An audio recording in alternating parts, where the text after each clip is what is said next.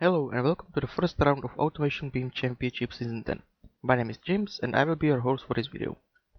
10th season already, oh my, how time flies. I remember it almost like yesterday when the competition got its own server and people from all over the world were coming to see what the fuss is all about.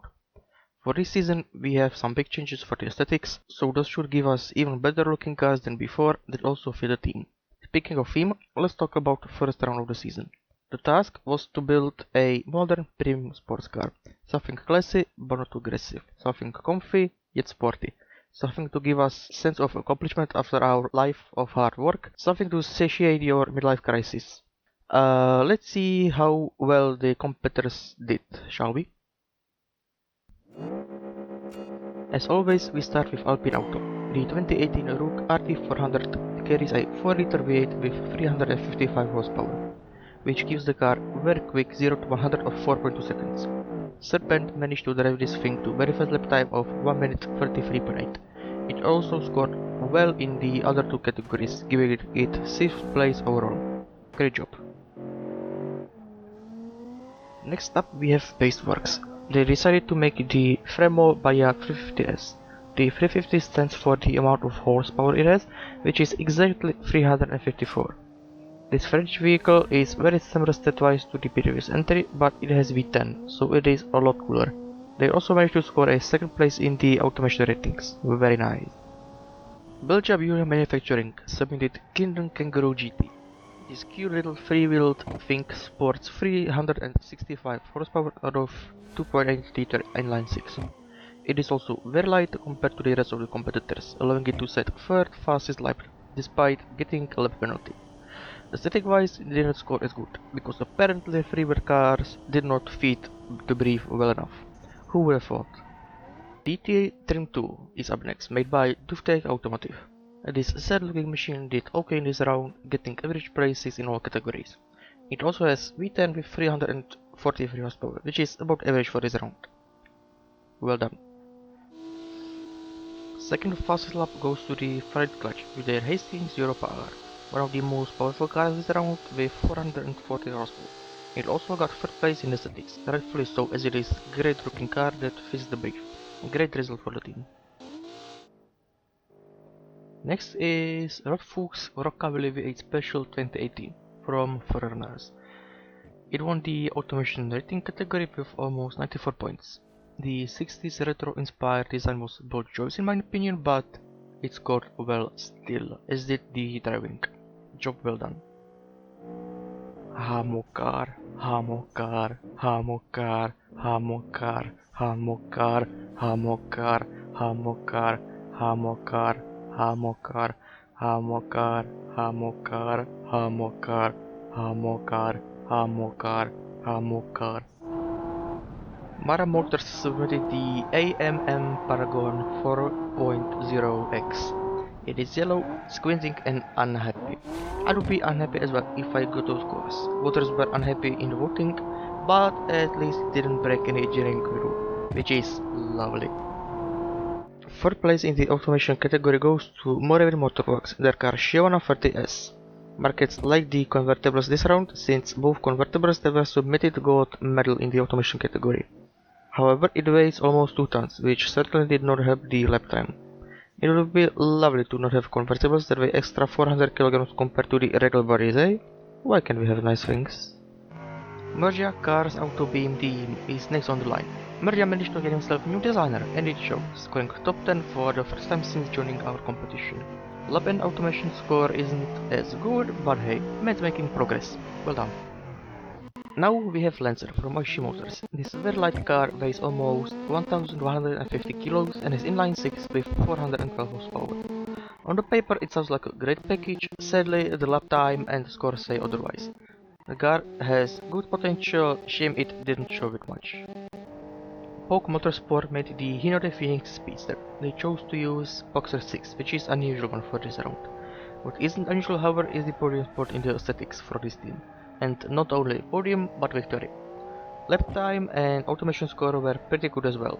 Great job.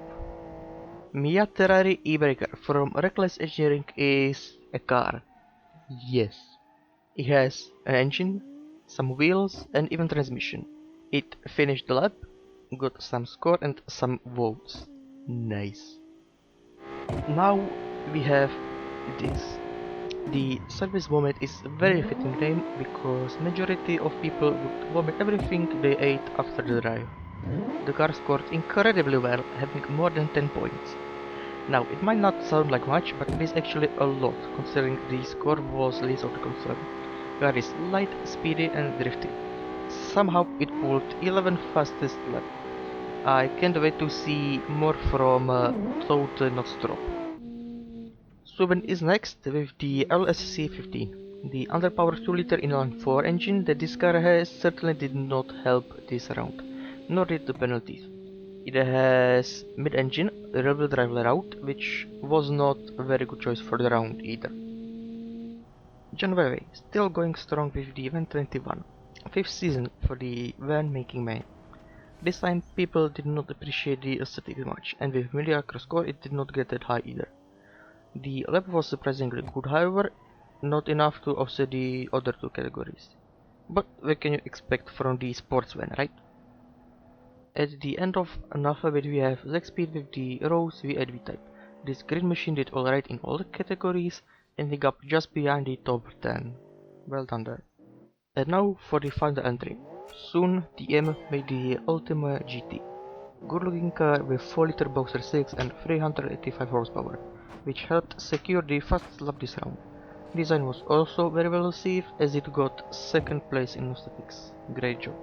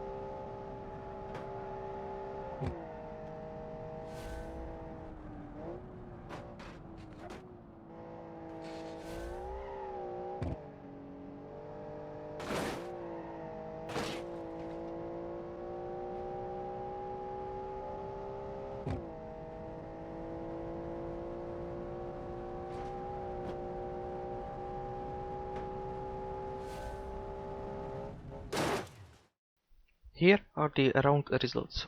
Soon DM takes the lead with 64 points. Baseworks is in second with 57 points, closely followed by Freerunners and Poke Motorsport, both tied for third place with 55 points. Fright Clutch is in 5th, Alpine Auto in 6th, Moravian Motorworks in 7th, Hamo Cars in 8th, Belgium in 9th, and Duftek closes out the top 10. We have a tie at 11th place between Reckless Engineering and Zack Speed, and also tie at 19th place between Oishi Motors and ISN Performance Engineering. The Drivers' Championship is up next. Kyer was the fastest one this time with 1 minute 29.123. 3 seconds behind was Brothers in second. Third was Serpent, 1.5 seconds away from second. Rest of the table goes like this. 4th is Gamerme, 5th is Mons, 6th is Shiana, 7th is Deltas, 8th is John Benway, 9th is Dale, and 10th somehow is Kai Christensen, who drifted the whole track. Not sure how the man managed to do it, but yes. Now the Designers Championship. Cavalry Tate Potato once again managed to design a great looking car, securing the first place. Kyer is second with pretty large gap to first. Brothers is very closely behind in third. Fourth is Roman, fifth is Stesiphon, sixth is Mikon, seventh is Milman, eighth is Dan, ninth is Xav, and the top 10 closes out funny laughing dog emote. And finally we have automation ratings to go through. First place is taken by Yafoxboy with 93.9 points. LSFOP RX7 is at second place with 90.6 points. followed by Ctesiphon in third with 86.6 points. Fourth is IMC, fifth is Anchor, sixth is Fertilizer 7 Duo, seventh is Shiana, eighth is Dale, ninth is four-man engineering team from Reckless Engineering, and 10th is Unusual Infuriation. And now we have come to the end of the video. You will not get the aura standings, griffs and other fancy stuff just yet. You will get those in the next result video, which will be about Femericals and camping. Hopefully the video for that will be out before the final round is released. Until then, bye!